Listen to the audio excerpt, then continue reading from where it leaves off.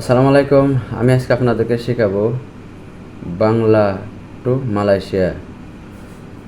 ভাত মালাইতে বলে নাসি, চাউল মালাইতে বলে ব্রাশ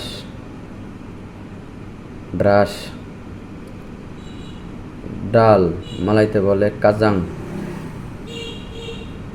কাসাং, আলু কান্তাং, বেগুন তেরং, পেঁয়াজ বাবাং মেরা, রসুন বাবাং পুতে, মাছ ইকান, মাংস ডাগিং, ডিম তেল্লুর, দুধ সুসু, পানি আয়ের।